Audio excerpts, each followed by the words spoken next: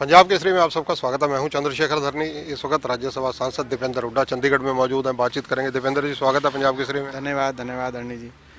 दीपेंद्र जी, जिस प्रकार से हिमाचल में सरकार आते ही वायदा पूरा करने की तरफ सरकार बढ़ी है, हरियाणा में अगर सरकार कांग्रेस की आती है, ओल्ड पेंशन स्कीम है और हम योजनाएं। सबसे पहले हरियाणा में हमने बोला था कि कांग्रेस पार्टी की सरकार बनते ही हम ओल्ड पेंशन स्कीम को बहाल करेंगे कर्मचारियों के लिए, और उसके बाद राजस्थान की हमारी सरकार ने और छत्तीसगढ़ की सरकार ने उसके बाद उसको लागू किया। और अब हिमाचल को मैं धन्यवाद करता हूँ सुक्खू जी का कि उन्होंने पहली कैबिनेट में लागू किया। हरियाणा में भी दूसरी कैबिनेट का इंतजार नहीं करना पड़ेगा, पहले ही कलम से ये ओल्ड पेंशन स्कीम हम कर्मचारियों की रखें। जिस प्रकार से नेता प्रतिपक्ष चौधरी भूपेंद्र सिंह हुड्डा ने कहा है कि परिवार पहचान पत्र हो या कुछ ऐसी जो सरकार की नीति हैं उन्हें तुरंत विड्रा किया जाएगा अगर कांग्रेस हुकूमत में आती है। देखिए, जो भी सिस्टम्स बनते हैं वो सिस्टम लोगों के हित के होने चाहिए, सरकार के कन्वीनियंस के नहीं, लोगों की सर्विस के लिए होने चाहिए।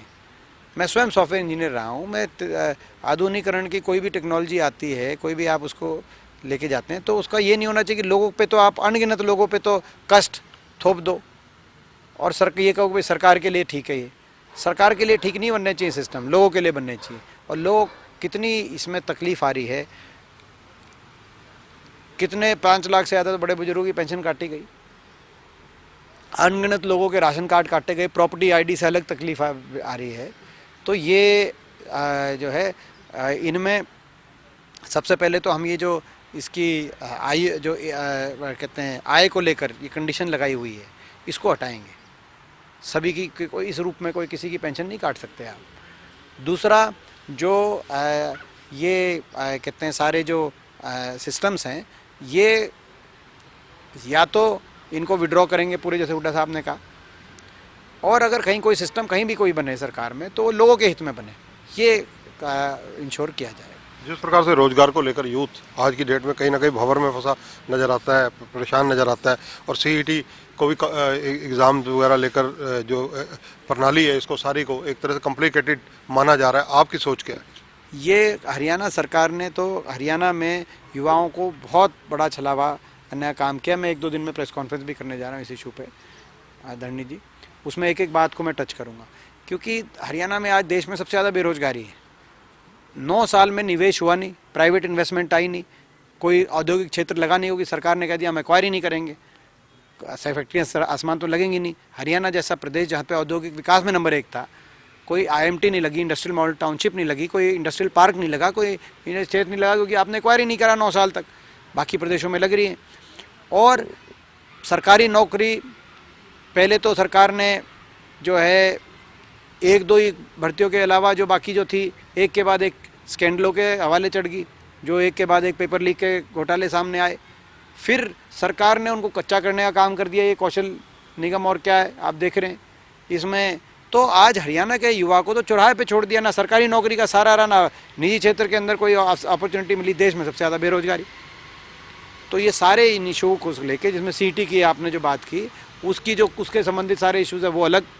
तो ये सारी बातों को लेकर मैं समझता हूँ हरियाणा के युवा में बहुत बड़ा आज रोष है। अग्निवीर केंद्र की नीतियाँ भी उस पर और चोट अगर मारी तो हरियाणा में एक 5,000 की भर्ती हर साल आर्मी की होती थी, फौज की 5,000 पक्की भर्ती होती थी। आज 5,000 की पक्की भर्ती से 250 अग्निवीर, जिसमें 900 अग्निवीर लिए जाएंगे, बाकी तो 250 रह जाएंगे पक्के, बाकी तो छुट्टी आ जाएंगे। तो ये बड़ा नुकसान हरियाणा के नौजवान का बीजेपी की सरकार ने किया, चाहे केंद्र की बात हो चाहे प्रदेश की बात हो। और आज नौजवान सवाल पूछा, इसीलिए जो यात्रा थी इसमें जो लाखों की संख्या में जो युवा निकल के आए, हर जगह आपने देखा, यहाँ तक करनाल में। अब करनाल की शायद किसी को भी, आज हमें भी इतनी नहीं उम्मीद थी कि करनाल खचाखच जो भरा हुआ था, हर गली हर कूचा हर मोड़ करनाल का, वो इसीलिए कि सरकार ने आज हरियाणा के युवाओं के भविष्य के साथ बहुत बड़ा खिलवाड़ किया। जीटी रोड को गेटवे ऑफ दिल्ली भी माना जाता है। जिस तरह से राहुल गांधी की भारत जोड़ो यात्रा का रिस्पांस रहा है, आपका इस पर रिएक्शन क्या है? आप क्या सोचते हैं? देखिए, जीटी रोड हरियाणा की राजनीति को हमेशा दिशा देने का काम करता है, और जहाँ जीटी रोड चल पड़ती है वहीं हरियाणा की जो है मैं समझता हूँ कि राजनीति चल पड़ती है। और जीटी रोड ने अभूतपूर्व जो स्वागत किया, आशीर्वाद दिया, उसका मैं सभी हरियाणा वासियों का तो धन्यवाद करता हूँ। उससे हमारा हौसला बहुत बड़ा है। और केवल जीटी रोड ही नहीं, आप देखो फिरोजपुर जिरका मुड़का बॉर्डर से, और फरीदाबाद भी एक बहुत बड़ा, गुड़गांव, ये वो इलाके हैं, फरीदाबाद, गुड़गांव और जीटी रोड के ज़िले, जो बीजेपी की सरकार की नींव रखने का काम इन इलाकों से हुआ था। मध्य हरियाणा में तो बीजेपी का परफॉर्मेंस पिछली बार भी अच्छा नहीं था। तो आज इन्हीं क्षेत्रों के अंदर ही यात्रा चली और इन्हीं क्षेत्रों में अभूतपूर्व स्वागत और आशीर्वाद मिला। इससे हमारा बहुत हौसला बढ़ा है और मेरा भी बहुत हौसला बढ़ा है। मिशन 2024 के लिए अगर माना जाए, कांग्रेस में गुटबाजी तो खत्म हो नहीं सकती, भले ही अलग अलग गुट हों, इस बार तो इकट्ठे सारे नजर आए मंचों पर। ये इस चीज़ पर कैसे कंट्रोल होगा? इसी के साथ जुड़ा हुआ दूसरा सवाल इसी से रिलेटेड है कि कांग्रेस में जो कोटा प्रथा टिकटों की आखिर में आ जाती है, उस पर कैसे रोक लगे? ये पहले ही बोल चुके हैं, कांग्रेस हाईकमान ने भी कई बार ये बात अब स्पष्ट कर दी है कि इस बार, और हुड्डा साहब ने भी ये बात कही है, इस बार हर टिकट मेरिट पे कांग्रेस पार्टी में मिलेगी। तो यही मैं समझता हूँ कि और ये होना चाहिए, यही कांग्रेस हाईकमांड चाहता है। और यही हुड्डा साहब ने भी कहा है, हमारे प्रभारी जी ने भी कहा है कि इस बार मेरिट पे जो जिताऊ कैंडिडेट हैं उन्हीं को मौका दिया जाए। हरियाणा में जिस तरह से इनेलो अब यात्रा शुरू करने जा रही है, कुछ और राजनीतिक दल, आम आदमी पार्टी का हरियाणा में, इन विषयों पर आपका क्या कहना है? इनके बारे में, क्योंकि इनेलो बीजेपी की बी टीम है और आम आदमी पार्टी बीजेपी की सी टीम है, या आप किसी को बी टीम कहो, किसी को सी टीम कहो। अब अभय सिंह का आप कह रहे थे, वो राज्यसभा में वोट तो बीजेपी से पूछ के डालते हैं, राष्ट्रपति उपराष्ट्रपति चुनाव में बीजेपी से पूछ के डालते हैं। बीजेपी उनका समर्थन ना भी ले तो भी ज़बरदस्ती बीजेपी को समर्थन देने वाले लोग हैं, वो ज़बरदस्ती धक्के से कि ना हमारा समर्थन लो। और आम आदमी पार्टी ने आदमपुर चुनाव में दिखा दिया कि वो बीजेपी की सही बी टीम कौन है। इनमें आपस में रेस भी है। लोगों की नज़र थी आम आदमी पार्टी पे, पंजाब का इलेक्शन जीती थी, लेकिन आदमपुर चुनाव में क्यों उनको मात्र 1% ही वोट मिला, जो केजरीवाल जी का गृह जिला बताया उन्होंने, जो है भी। और 6 बार केजरीवाल जी गए, 5 बार भगवंत मान जी गए, वहीं जाके टिकट अनाउंस करी, लेकिन लोगों ने क्यों नकारा? क्योंकि लोगों को दिख गया कि ये तो केवल और केवल बीजेपी कैसे जीते और कांग्रेस को कैसे रोका जाए।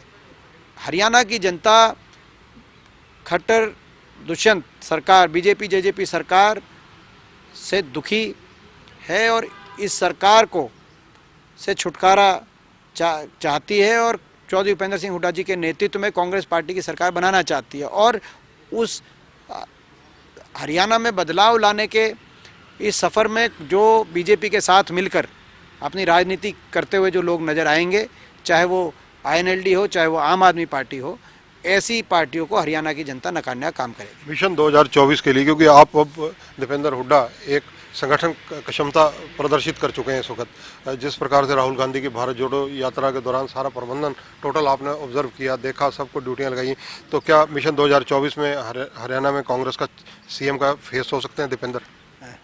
साहब, ये लोग हरियाणा में चौधरी भूपेंद्र सिंह हुड्डा जी हमारे सबसे निर्विवाद नेता हैं और हम उनके नेतृत्व में हम लोग सभी संघर्ष कर रहे हैं और उन्हीं के नेतृत्व में कांग्रेस पार्टी की सरकार बनेगी। संदीप सिंह को लेकर क्या कहेंगे? संदीप सिंह जी को तो कैबिनेट से पहले दिन इस्तीफा देना चाहिए था। पूरी सरकार उनके बचाव में आ गई। हम मांग करते हैं कि कैबिनेट से इस्तीफा दें। जिस महिला ने आरोप लगाया था वो झज्जर ज़िले की हैं, उनका परिजन भी मेरे से आके मिले थे, उनके पिताजी भी। और वहाँ पे एक बड़ी पंचायत भी हुई। उसमें पंचायत में ये कहा कि भाई सभी नागरिक बराबर हैं। एक नागरिक ने दूसरे नागरिक पर आरोप लगाया, मुख्यमंत्री जी को राजधर्म निभाना चाहिए। आज सारी सरकार उनके साथ बचाने में लग गई, संदीप जी के साथ। ये महिला कहाँ जाएंगी? ये भी नागरिक है, वो भी नागरिक है। मैं ये नहीं कह रहा कि कौन इसमें दोषी है कौन निर्दोष है, ये फैसला न्यायपालिका करे, लेकिन दोनों को बराबरी का अधिकार हो अपनी बात रखने का।